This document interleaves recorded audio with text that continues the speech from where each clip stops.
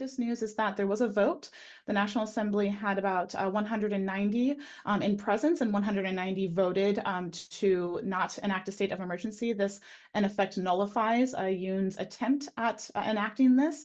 And we have seen that troops and tanks that were stationed near the National Assembly have been removed. Now, the question is will this continue to be followed, and will there be a recognition of the constitutional power that is held within the National Assembly, or we'll see a pushback domestically from either the presidential office or the military leadership?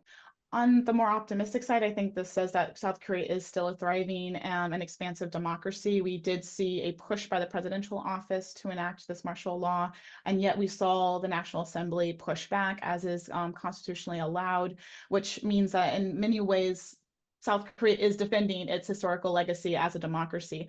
Unfortunately, it does mean that the administration is likely to see the consequences of this action, and it most likely will be to, unfortunately, not increase his power or his standing domestically, but rather continue to lower his domestic standing and position within the nation. And so there's been already conversations concerning impeachment, but we will have to wait and see what will happen in the future. In particular, I mean, obviously, the United States and South Korea have a very close security partnerships through the U.S.-ROK alliance.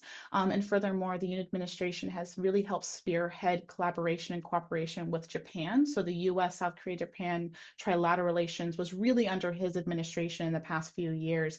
And what I think is most unfortunate is that if we do see continuation of domestic pushback against Yoon and the weakening of his presidency through this recent action, we're likely also to see South Korea as a whole take a step back from some of the same policies that he's been focusing on. I think we're likely to see a reset, so to speak, so taking a step back. I think both the United States and South Korea, and honestly, colleagues all over the world, are quite shocked by this development. It has been 4 decades since South Korea has enacted a martial law domestically, as I had mentioned before, since the 1980s. And so I think everyone is in a bit of shock. I do think we're already seeing domestic pushback.